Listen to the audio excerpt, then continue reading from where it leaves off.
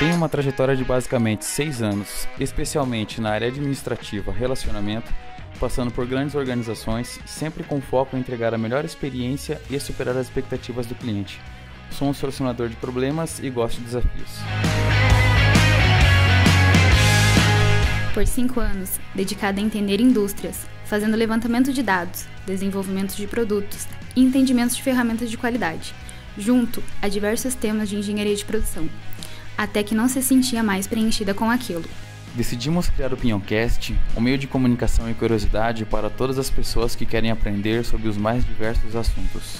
Entender como tudo começou, como foi a jornada do herói e como todo esse conhecimento pode ser replicado. E você pode estar nessa cadeira nos nossos próximos episódios.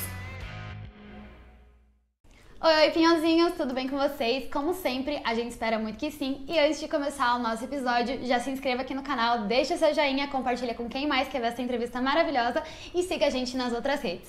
Então, hoje, como sempre, a gente tem um convidado mais especial, uma convidada, na verdade, Rafaela Zanelato, atleta olímpica maravilhosa, jogadora de rugby, que vai conversar hoje com a gente. Alexandre, meu sócio, e eu, Juliana. Rafa, por favor, se apresente pra gente. Gente, primeiramente, muito obrigada por a oportunidade, né, de falar um pouquinho de experiência, de contar um pouquinho do rugby. Eu gosto muito de falar de rugby e quero falar pra vocês muito obrigado também a todo mundo que tá assistindo a gente e curtindo aí a gente. Espero que vocês gostem muito, porque rugby é um esporte muito diferente do habitual, do que a gente fala do dia a dia. Então, é muito importante que, além dessa entrevista, também sigam o rugby, vão atrás de informação, porque é uma coisa muito importante, valoriza muito o nosso canal também e toda a nossa estrutura que a gente está batalhando até hoje. Bom, me chamo Rafaela Zanelato, sou jogadora da Seleção Brasileira de Rugby Sevens, tenho 21 anos, comecei com 15 anos o rugby, estou desde então aí 5 aninhos na seleção, morando em São Paulo e é isso, estamos aí nessa batalha até hoje. Deixa eu fazer uma pergunta pra você. Como que surgiu essa vontade de jogar rugby? Como você disse, é um esporte não muito conhecido, bem diferente do que a gente está acostumado. E eu não sabia que tinha a seleção brasileira, brasileira não, aqui em Curitiba, feminina. Eu só sabia da masculina, porque até na federal é mais comum, lá sempre tem jogo, mas a feminina eu nunca tinha visto. Como que você entrou nesse meio aí? Ainda mais com 15 anos, né? Super nova. Vamos lá. A gente fala que no rugby ninguém entra porque, nossa, entramos no rugby aqui e tal. Ainda é um pouco difícil encontrar pessoas, mesmo que possa existir, mas ainda são raras. Uhum. Entrou porque conheceu alguém, porque alguém trouxe, porque alguém colocou. E eu também vim através de uma pessoa também. Na verdade, eu até brinco, né, que eu falo a todas as histórias, a galera tem até uma história de comunidade. Eu não, eu vim de um romance de verão mesmo, ali namorei, de um beijinho no verão e tal, vim apaixonada pelo cara. Entrou, apresentou rugby, apaixonei pelo rugby. Terminei. Largou o cara. Fazer o quê? É um ou outro, né? O rugby. Escolhas, né? Choices. Mas é isso, acabei realmente me apaixonando pelo rugby, foi amor à primeira vista. Eu tive contato com muitos esportes antes disso, e eu sempre fui muito apaixonada por esportes. E sempre gostei muito de esporte de contato, luta, sempre... por conta, acho que dentro da minha família a gente sempre traz uma ideia de a mulher ser muito... Porque minha mãe criou a gente sozinha, então minha mãe sempre passou essa ideia de ser uma mulher, uma imagem muito forte. Uhum. Então eu sempre gostei de esportes, de coisas que dessem esse empoderamento, essa coisa mais de força, mas que nós não deixasse a nossa delicadeza, todo o nosso olhar feminino mesmo ser deixado. Eu acho que no rugby eu me encontrei muito com essas questões, tanto acho que o rugby ele é aquela delicadeza, aquela fluidez, aquela música. A gente fala que o rugby ele é uma música, mas também junto com aquela agressividade, aquela força, né? Uhum. Aquela coisa gostosa que vem por toda a nossa força que a gente traz de dentro e traz pra fora, sabe? Então, por isso que eu me apaixonei muito pelo rugby. Eu acho que me identifiquei muito com essa vibe, assim, total, assim, de entrega, joga e a pancadaria também, que eu gosto demais. Realmente, amor à primeira vista, amor e ódio ao mesmo tempo, né? Tudo, real. Excelente. Eu acho que o ódio eu desenvolvi na seleção, porque depois a gente descobre que a seleção, ela tende a dar aquela puxadinha mais, assim, no clube ainda é muito gostoso, o rugby é muito saudável. Eles incentivam mais o ódio na seleção? Não na ódio, seleção assim, é competitividade, a gente disputando 24 horas, a gente tem que ser melhor, a gente querendo ou não, a gente precisa performar, né? A seleção é auto-performance, não é uma questão ali, a gente não pode brincar, não é um dia a dia, não é uma brincadeira, não é eu vou ali, vou curtir meu final de semana, depois eu vou lá tirar uma pira jogando rugby. Não, não é assim. A seleção funciona, é um trabalho, né? A gente tem que ir lá, tem que acordar, fazer toda a nossa preparação do dia, tem que sair do dia sempre tendo um resultado positivo.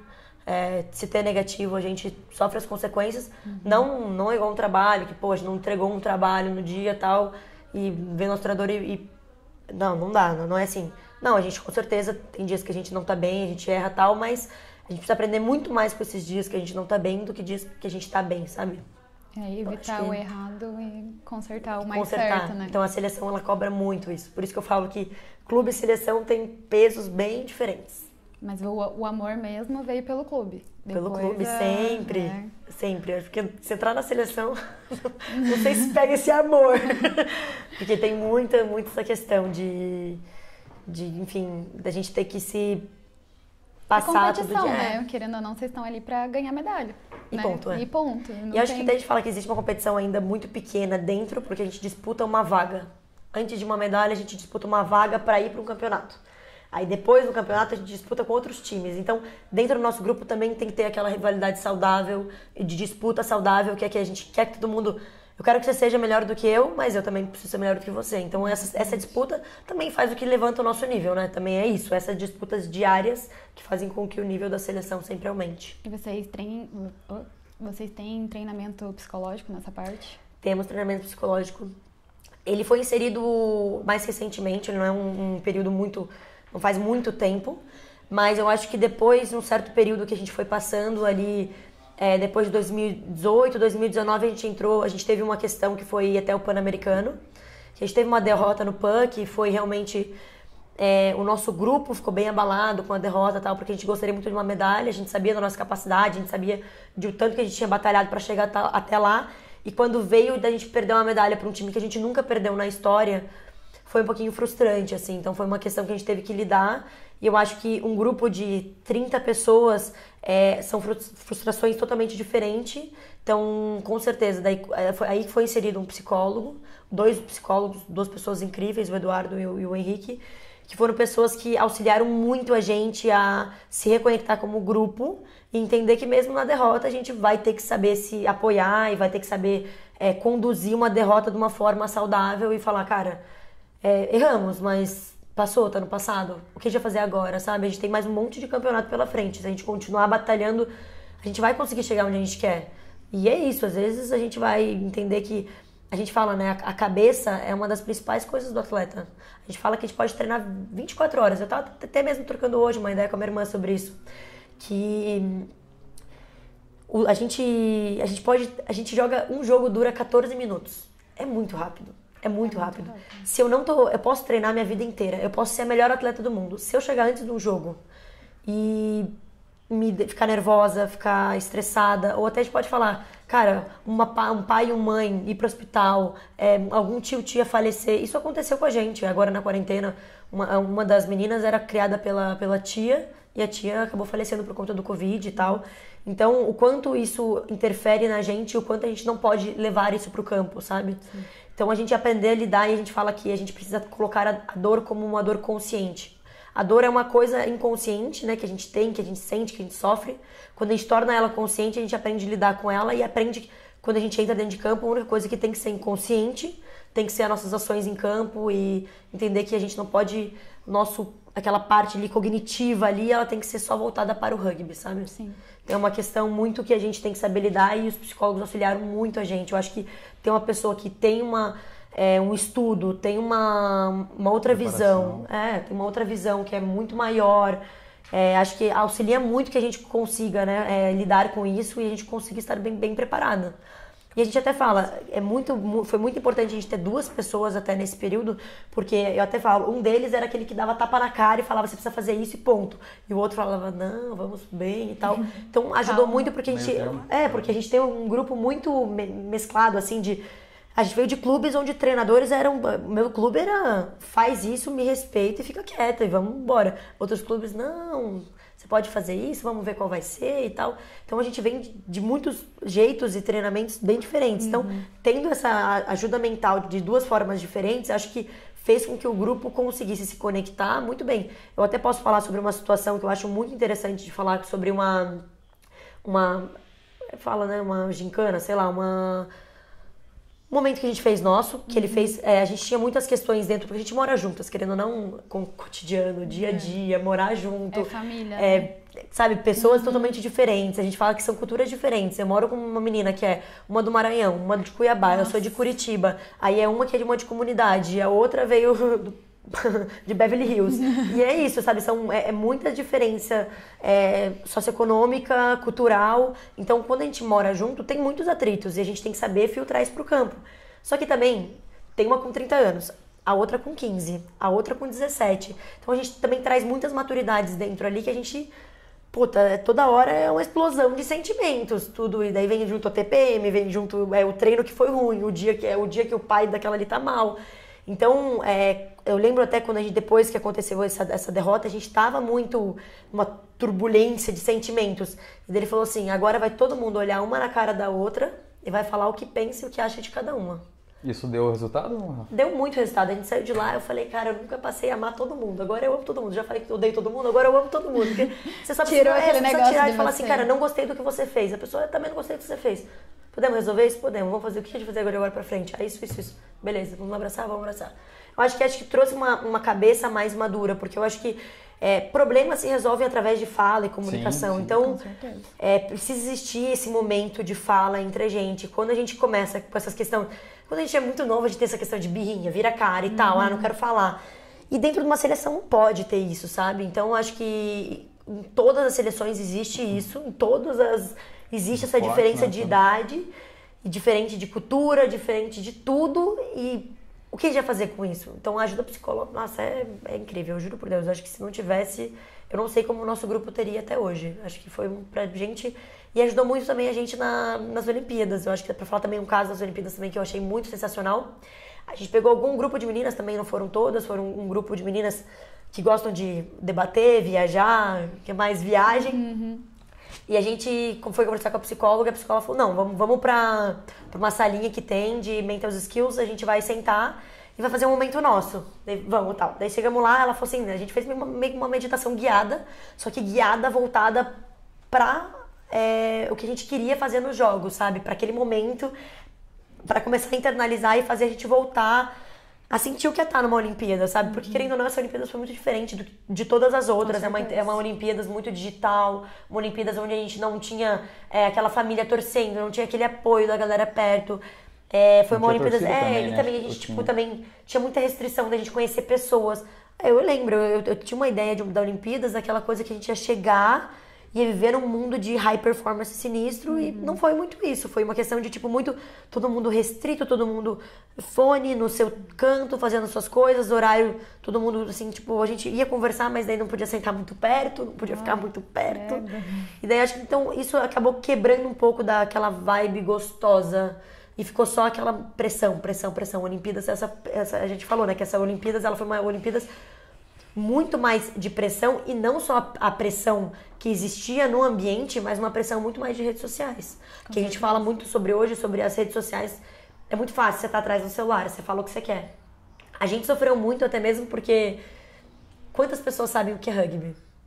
Então, a gente chegou nas Olimpíadas, a gente teve excelentes primeiros tempos, acabou que no segundo tempo a gente não conseguiu manter o placar do nosso primeiro tempo, mas, cara, já foi uma vitória, porque a gente fazia muito tempo que a gente não conseguia fazer um jogo tão bom de primeiro tempo, e a gente tá evoluindo muito ainda, querendo ou não, o nosso grupo, ele é um grupo muito recente, ninguém faz a menor ideia, mas a gente mudou o nosso treinador na quarentena, porque o nosso treinador ficou preso na Nova Zelândia, a gente ficou sem treinador. Aí teve que ter uma troca, em cima da hora. Então, muita gente não sabia qual que era a nossa realidade, sabe? A gente não tava treinando. Rugby é uma coisa coletiva. Todos os outros lugares do mundo têm condição financeira de pagar todas as meninas e colocar num ginásio e falar, vai todo mundo treinar e depois vão ficar num hotelzinho e depois vão voltar pra lá. Ginástica olímpica fez isso no Brasil, vôlei fez isso no Brasil. Todo mundo fez, que tinha condições no Brasil, fez, futebol fez. A gente no rugby não tem essa condição financeira ainda. Então a gente ficou um pouco pra trás em termos dos outros times de nível internacional, que tinha o ambiente, tinha o dinheiro, mas a gente fala, nada disso fala sobre performance. Eu tenho total noção de responsabilidade e saber que as nossas ações é o que causa nosso resultado ou não. A gente deveria sim ter uma performance melhor, mas dentro de uma situação ali de quarentena, eu acho que a gente sim performou de uma forma boa, mas o quanto de noção que as pessoas de fora que não conhecem o rugby sabem disso. Eu lembro que quando eu saí do primeiro dia de torneio, quando eu voltei pra minha casa, quando eu olhei pro meu celular, dentro do meu Instagram eu tinha 2.560 mensagens de pessoas me xingando. Eu contei porque eu faço questão de contar. Eu falei, eu vou contar uma por uma. E eu fui contando e eu tinha um outro cara também que ele tava me ajudando com rede social. E ele falou, caraca, não entra em rede social, senão você vai surtar. Não veja, senão você vai surtar. E eu falei, cara, eu não vou surtar porque eu sei que 90% dessas pessoas não sabem nem o que é rugby. E daí a maioria das pessoas da comunidade do rugby falando, caraca, que evolução, que massa, como o rugby do Brasil tá melhor. Então, tipo, é uma questão, assim, de perspectiva mesmo da situação, e conhecimento sabe? Também, né? Exato. Então, por isso que acabou me dando um pouco, deu um pouco, a gente fala, né? Rede social é uma coisa muito boa, mas também foi muito ruim. E daí a gente fala que a Olimpíadas foi uma Olimpíadas digital. Tudo que aconteceu nela sempre digital. E acho que, enfim, tem todas as suas partes boas com partes ruins, mas acho que foi muito interessante, assim. Mas a galera foi xingar vocês porque vocês perderam? Tipo...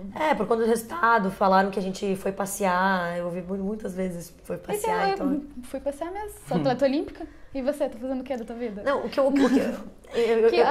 entendo o seu lado, mas é que assim, eu não consigo entender essas pessoas, gente. O que você construiu na vida? Eu não fiz questão nenhuma de responder essas pessoas de rede social, mas eu cheguei a escutar de uma pessoa que eu considero até uma pessoa colega, não vou chamar de amigo porque é colega, mas treina comigo no mesmo ambiente, e ele também chegou e falou assim, engraçado, né, pô, vocês não acertaram um passe, foram passear em Tóquio.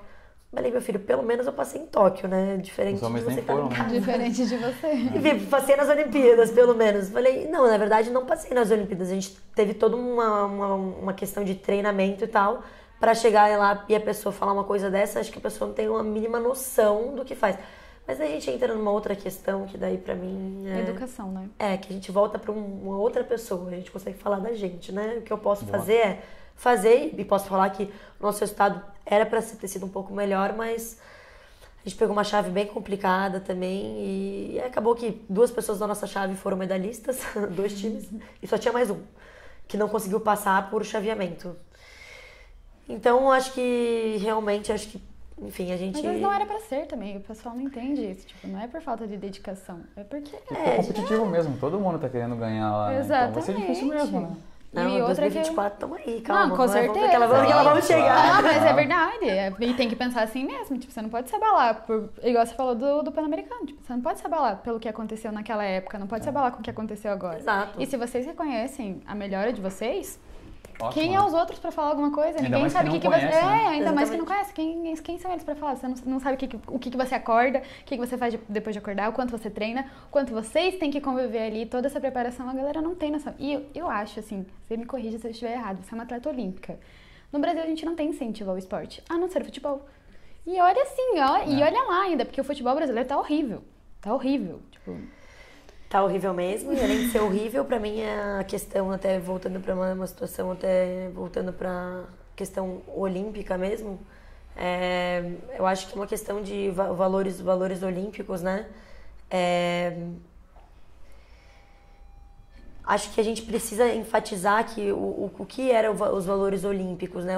A gente tá ali pra uma competição extremamente saudável e querer cada um fazer a sua performance, sabe? Agora...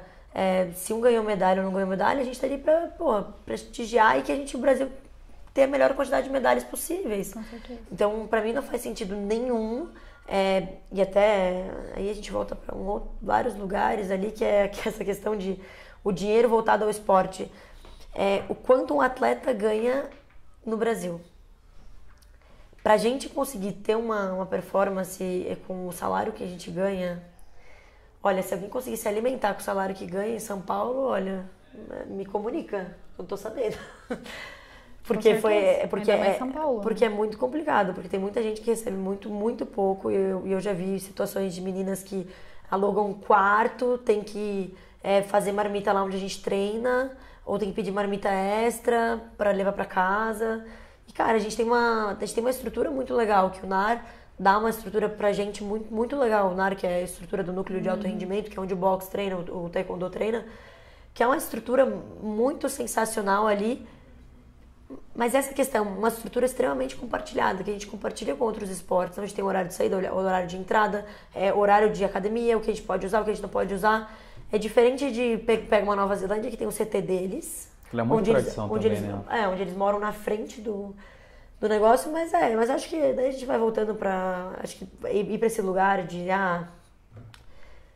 é isso, estamos na merda? Estamos. O que vamos fazer pra sair disso? É isso, continuar batalhando, continuar indo atrás de incentivos. Eu acho que tem que vir muito também dos atletas, a gente correr atrás, ir atrás, falar com a mídia, falar com as pessoas e correr pra querer sair disso pela gente, pelo que a gente quer, sabe? Batalhar pelo que a gente quer. É difícil? É difícil. É difícil achar patrocínio? É difícil achar patrocínio. É difícil achar patrocínio sendo mulher? Mais difícil ainda. Mas que a gente tá nessa busca, a gente tá todos os dias e a gente não vai deixar de lutar, sabe? O quanto a gente puder. Eu falei, eu vou entrar no rugby e vou sair dele com o rugby melhor do que eu entrei. Porque é isso, eu acho que todo atleta tem isso como ideia e cabeça, sabe? De a gente tá ali pra agregar e não pra mais do que isso, sabe? Então acho que o esporte ainda tende a crescer muito no Brasil. A gente tem uma biodiversidade aqui de pessoas, pessoa que aguenta um calor de 40 graus, outra que aguenta um frio de 2. Sabe? Tipo, a gente tem uma pessoa que é alta pra caramba, uma pessoa que é extremamente baixa, a gente tem tudo. A gente tem tudo, tem pessoas de todos os tipos, tamanho, tudo, a gente tem tudo. Eu falei assim até no refeitório das Olimpíadas, era muito bizarro, assim, o Brasil a gente via de tudo, a gente não conseguia dizer que era brasileiro só pela roupa. Que doido, né? Tipo, a gente não conseguia falar, agora quem é iraniano, você conseguia ver quem era iraniano, quem é dos Estados Unidos, você conseguia ver Estados Unidos, porque eles têm bastante característica, a gente tem várias características, a gente tem tudo.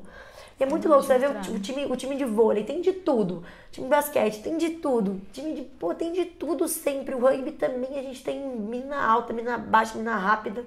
Sabe, tem tudo mais um pouco, sabe? O quanto que a gente poderia utilizar disso, a gente ainda está em busca disso. Mas é claro que ainda vai mais um trabalho aí também. E a gente, como não atleta olímpico, o que a gente pode fazer? Porque eu e a Alexandre, a gente sempre busca chamar atletas justamente para colocar esses pontos da não valorização dos atletas, o que eu acho extremamente errado, porque as pessoas não param para pensar que se você tiver atletas bons, você vai aumentar a economia do país. Uma coisa está extremamente ligada com a outra, só que você tem que fazer um investimento antes, como todo investimento, você tem que colocar um dinheiro antes. E, cara, se você incentiva, você tira as pessoas da rua, você incentiva a pessoa a ser mais saudável, você incentiva cultura, porque querendo ou não, esporte é cultura, gera emprego não só para vocês, mas para toda a equipe de vocês, que com certeza é uma equipe gigantesca, não deve ser uma equipe de 2, 3 pessoas, com certeza não, você já falou, né? Só de psicólogo tem 3. Imagine todo o resto atrás de vocês. E o que a gente, assim, a gente tenta trazer para ouvir o lado de vocês, que a gente não tem ideia. Mas fora isso, o que você acha que a população pode fazer para tentar ajudar os atletas? Eu acho que é muito legal a gente valorizar os atletas, principalmente da nossa cidade. Eu acho que não... O que significa valorização? A gente conhecer os potenciais. Curitiba é um dos maiores núcleos que tem de atletas, principalmente de desenvolvimento. A gente, é claro, acaba que na hora que o atleta começa a ficar fino, São Paulo vai lá e contrata. Aí Rio de Janeiro vai lá e contrata também. Porque são os polos do alto rendimento, São Paulo e Rio de Janeiro. Mas é muito legal porque eu, dentro da lei do incentivo ali, dentro da galera da Secretaria de Esportes do Paraná em si, eu tenho muito contato com a galera de dentro e eles estão fazendo várias leis e várias coisas com ênfase nessa parte de tentar trazer o polo do alto rendimento para Curitiba. Mas o que eu falo para meros mortais, o que a gente pode fazer? Eu acho que a ideia da galera aqui é realmente ir atrás de informação e ir atrás de, tipo, tem um campeonato, eu tô no domingo, tenho nada para fazer, vai valorizar um esporte, mesmo que você não conheça, que você não saiba. Tipo, vá visitar, que não seja futebol. Tipo, futebol a gente já tem muita gente que vai ver e curte e tal. Quando a gente vai atrás de outros esportes, a gente vai pegando um carinho por outro esporte, a gente vai vendo como é que é a luta de outros esportes. Cara, Paraná tá destoando em tênis, Paraná tá destoando em vôlei. Ginástica olímpica, todas as meninas que estão subindo do juvenil estão vindo de Curitiba. Então, Curitiba, o quanto de campeonato tem aqui? O quanto que a gente pega e publica sobre campeonato? Eu acho que a questão do brasileiro, o brasileiro gosta muito de festa, né? Ama uma festinha. Então, cara, eu já falei, sempre depois de um jogo, de um campeonato, existe uma festa por trás. Com certeza. Porque é isso, depois de um campeonato que você tá ali se ferrando, treinando, jogando e tal, você vai lá, joga, ganha ou perde, você acaba depois, você quer comemorar, porque você já fez, já jogou, sabe? Então, tá nessa comemoração, tá junto com as pessoas, conhecer pessoas dos esportes, eu acho que também os esportes das universidades, eu acho que são muito importantes. A gente fala, né? Eu enfatizo muito que se a gente pega estruturas como, beleza, vamos ter referência como Estados Unidos como um lugar de uma referência de base esportiva. Pô, todo mundo quer sair do Brasil para jogar algum esporte na universidade dos Estados Unidos. Por que a gente não consegue trazer isso para cá, sabe? Por que a gente não consegue trazer essa estrutura? Eu fiz uma palestra ali na Unicuritiba e eu trouxe essa ideia para eles. Eu falei, cara, vocês que são jovens, cara, façam o esporte na universidade de vocês, façam a universidade de vocês que seja a melhor do Paraná e depois a melhor ganha de São Paulo, mostra que aqui tem esporte, mostra que vocês conseguem. E outra, o esporte ele é muito gostoso. Quando a gente vai para um esporte, além de dar saúde, o esporte ele é tão gostoso, agora falando mais uma área médica ali, ele libera tanto hormônio da felicidade, que é um hormônio que você volta para casa satisfeito. Você pode não ter feito nada. Fez 2 agachamentos, 3 abdominal. No outro dia tá sentindo dor, você tá, caraca, fiz alguma coisa. Nossa, tô trincado, né? Top e tal. Então, acho que a gente trazer isso, essa saúde, não só festa, curtição e não sei o que lá. A curtição também, ela pode vir de uma forma saudável e também pode vir também depois. Se a curtição é a festa, então uma festa depois, um campeonato super legal, super massa. Eu acho que sim, existe essa possibilidade. Eu acho que os esportes eles têm que vir de toda uma estrutura. Então, sempre valorizar o esporte que a gente tem controle e que a gente tá junto. Eu acho que se eu tô numa universidade, pô, posta mais sobre vai ter, sei lá, né? Vai ter engenharia, vai ter, sei lá, não sei como é que os outros, eu sou seis de engenharia, enfim, é o que eu já fui. Agora, outros lugares, tem até a Copa Burger, que é do rugby também, que a galera foi tanto atrás, que passou na ESPN, imagina.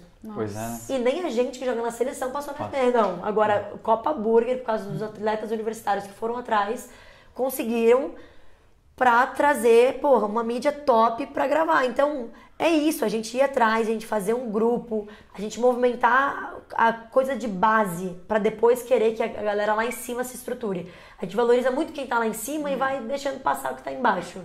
Eu falo, começa embaixo pra levar pra cima.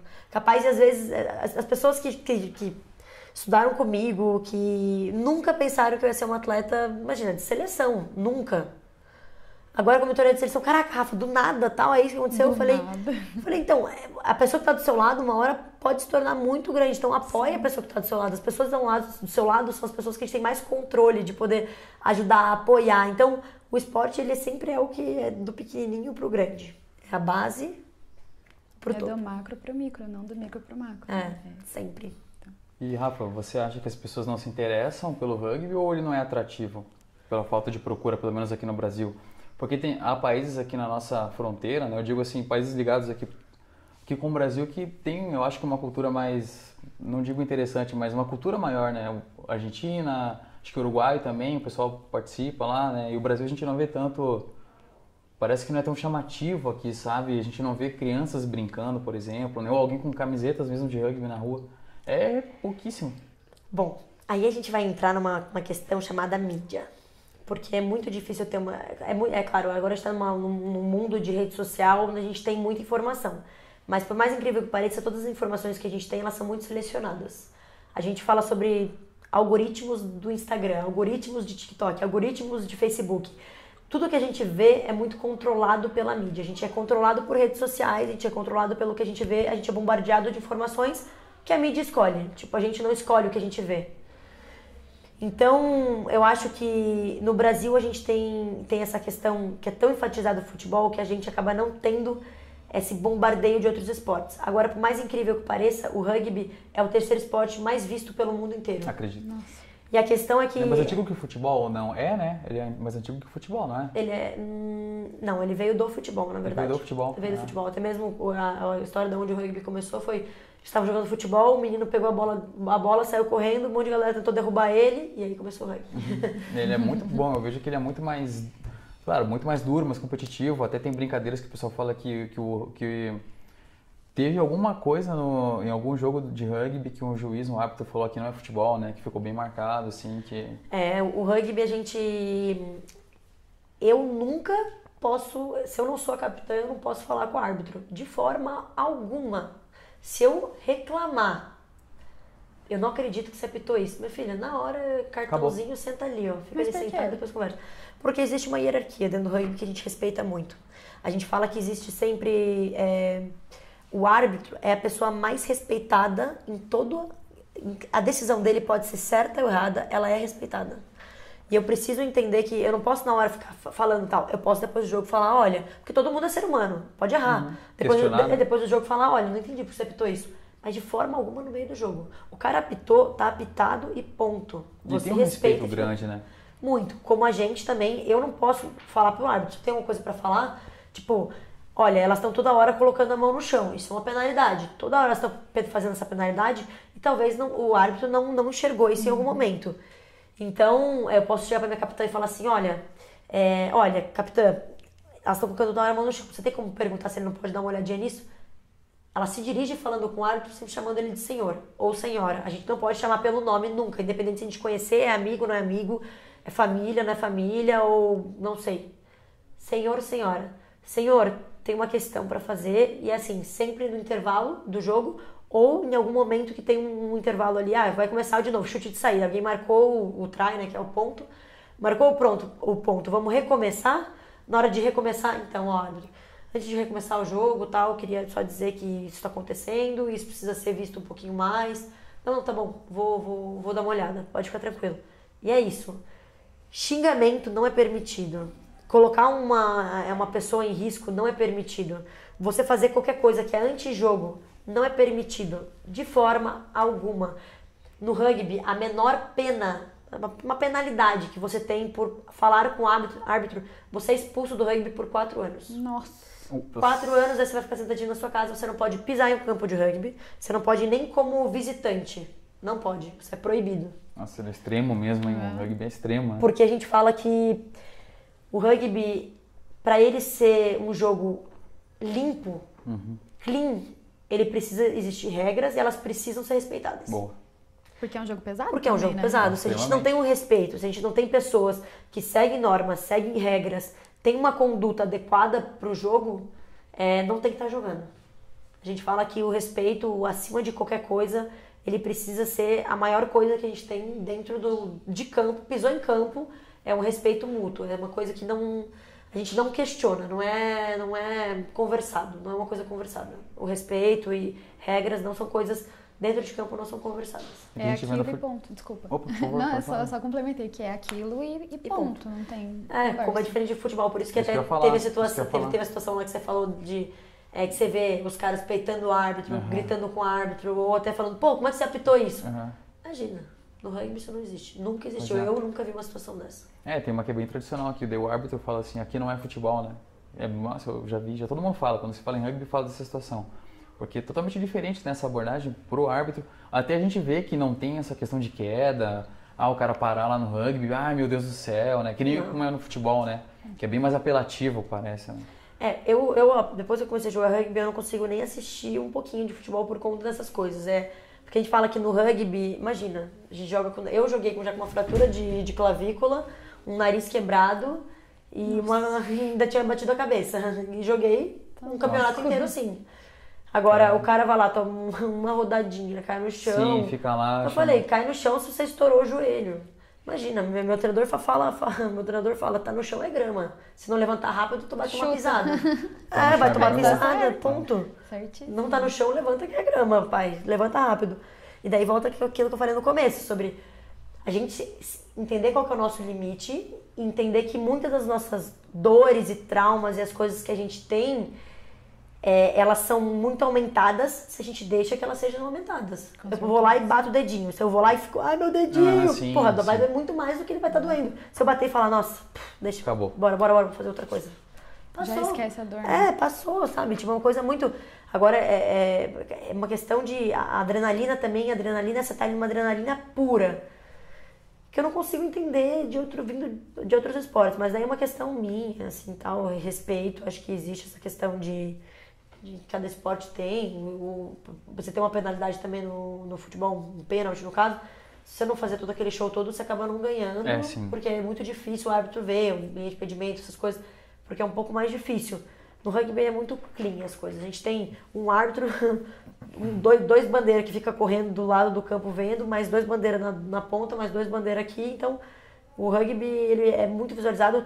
Ainda tem uma gravação. Se o árbitro tem dúvida, ele para o jogo, para o tempo. Tipo VAR. Pede TMO, abre uma telona, onde todo mundo vê, toda a arquibancada vê uma tela gigantesca, que tem um telão imenso.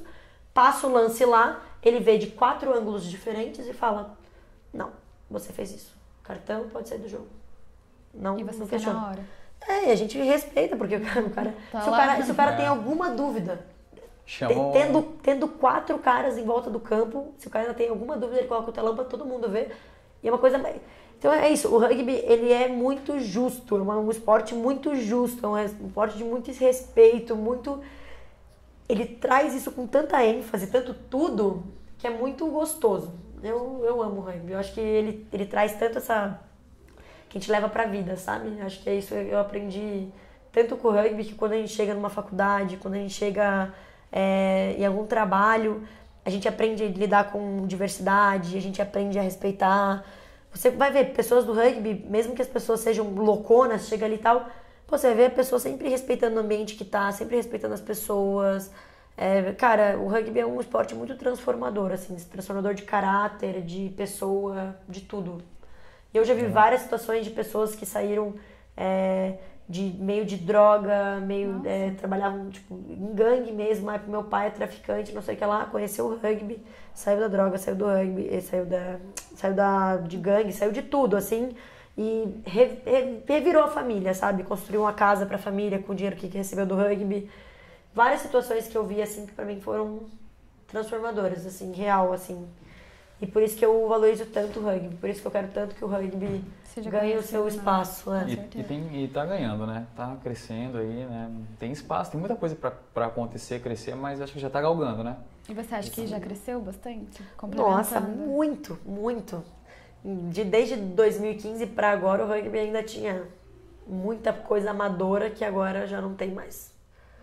Os clubes ainda tem um pouco do amadorismo, mas ainda agora está sendo inserido essa coisa de performance dentro de clubes, que está sendo muito legal. A gente vê um clube como o Melina Rugby, que é a referência do Brasil em termos de performance, de tudo.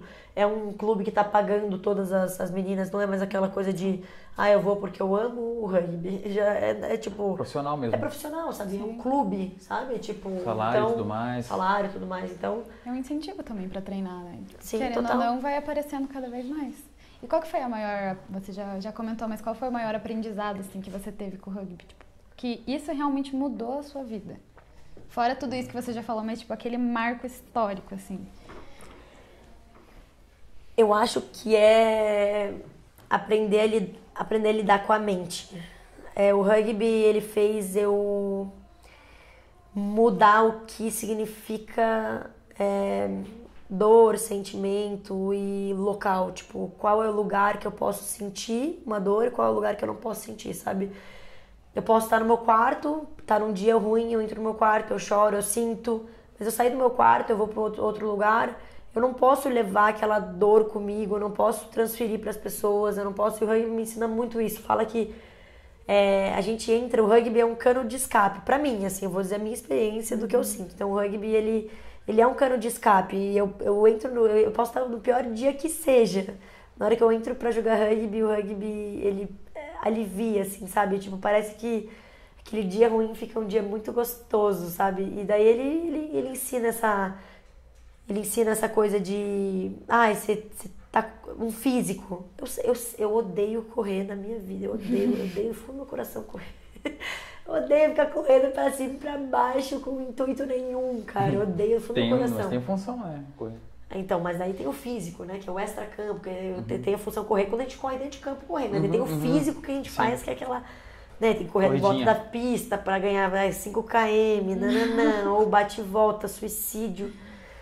Cara, eu odeio isso do fundo do meu coração. Mas enfim, mas daí o rugby falou assim pra mim, né? Falou, ó, querida, se você não fazer isso aqui, você não vai conseguir chegar onde você vai querer. Então você vai ter que aprender a lidar com isso. Então eu comecei a aprender a lidar com coisas, aprender a ressignificar coisas que eu não gosto. Então eu não gosto disso, mas eu consigo tirar uma coisa boa disso? Sim, consigo. E daí eu comecei a aprender que tudo que tem um lado ruim tem um lado bom. Com certeza. Tem um lado muito bom, assim. Então acho que o rugby me ensinou muito isso. Dentro de uma das coisas que eu mais sinto pelo rugby é o que faz eu ser... A gente fala que o rugby ele tem 5 valores, né?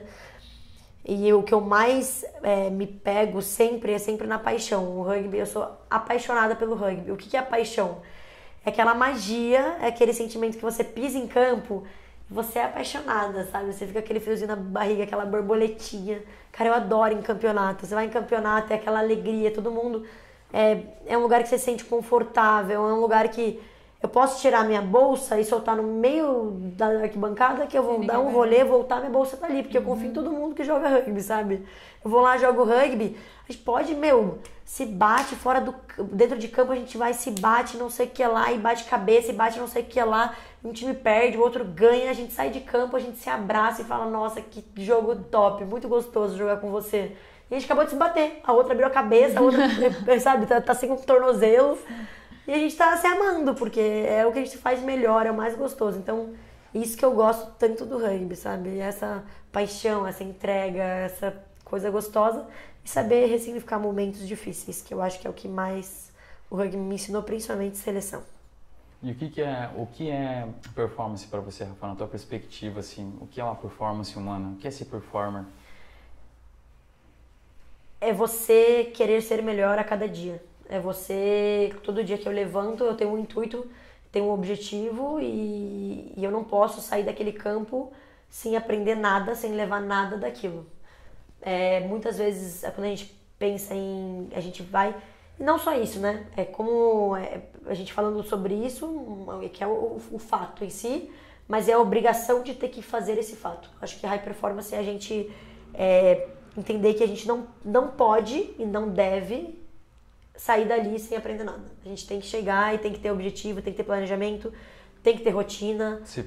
Disciplina, tem que ter tudo, né? Tudo que acho que tem aquela questão de... Se a gente quer chegar em algum lugar, a gente precisa abrir mão de muitas coisas para estar ali. A gente abre mão de estar com a família, abre mão de conhecer pessoas novas, porque a gente vive com pessoas do mesmo jeito, tudo igual, sabe? 24 horas.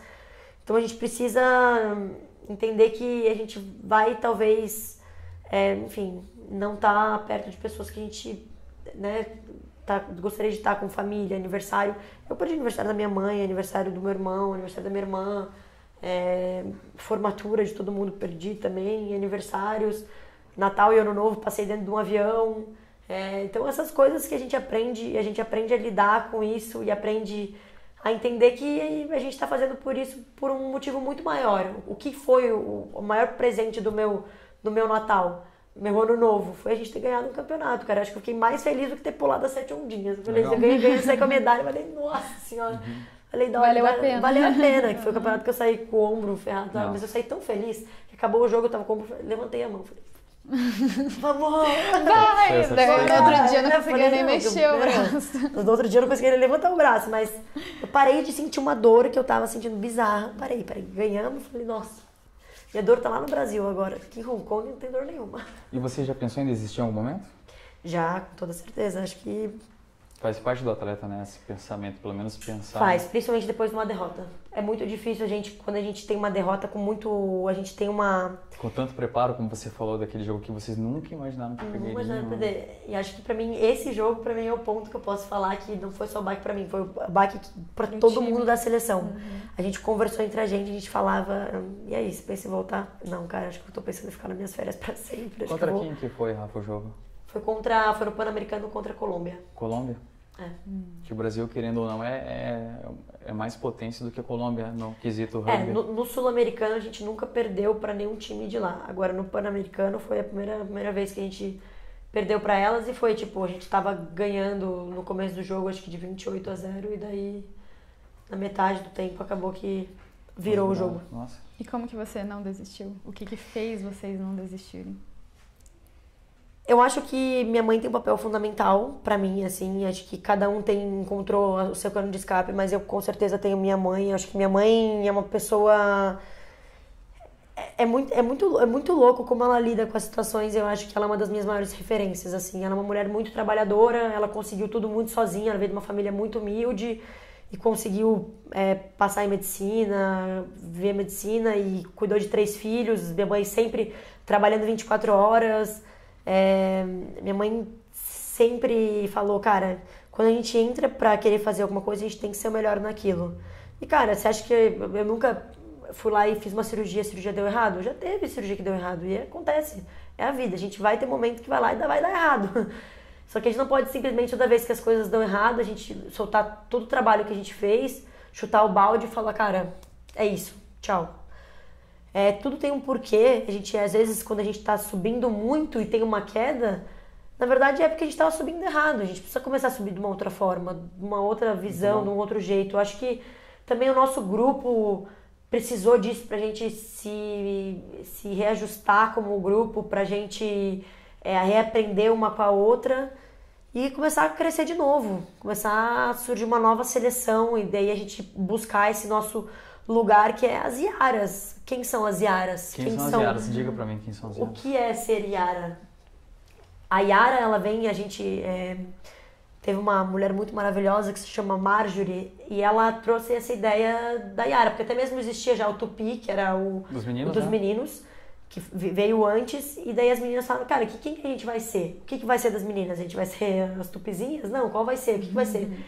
E a Marjorie é uma mulher muito inteligente e ela foi atrás, ela era manager da seleção, e ela foi atrás, ela estudou pra caramba e tal, e trouxe essa imagem da Iara, que é uma Iara, que é uma índia guerreira, muito forte, e que ela era uma das melhores da tribo dela. E de tão forte e tão guerreira, batalhadora, ela não foi aceita pelos irmãos dela, que foram atrás dela pra matar ela e tal, e o pai dela falou, não, foge que eu vou segurar eles e tal, e ela fugiu. Enfim, daí essa é a maior parte que a gente pega, né, que é ser essa guerreira. Depois ela entra na água, enfim, tem aquela ideia da sereia, enfim, mas a gente volta muito pra essa parte da guerreira que ela é, a batalhadora, que era vista como, cara, você é uma mulher, você não pode ser forte, mas ela era forte, e ponto, e acabou, entendeu?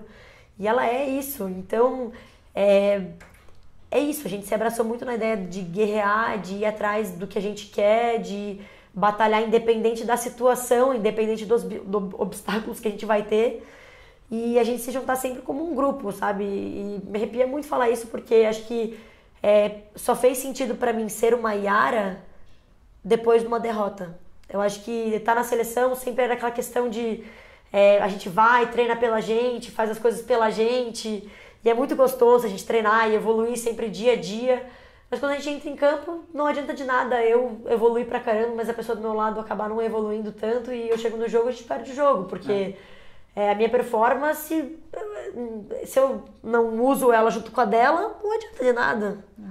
Se ela for lá e naquele jogo aquele jogo eu tô mal e ela tá boa, mas não adianta, se a gente não cria uma sintonia, se ela não me entende, se eu não seguro um pouco e ela me cobre, não existe isso. Então a gente entendeu que a gente é um grupo que a gente vai guerrear qualquer batalha juntas, que a gente vai criar um elo e uma batalha que vai ser muito mais do que só aquela batalha individual.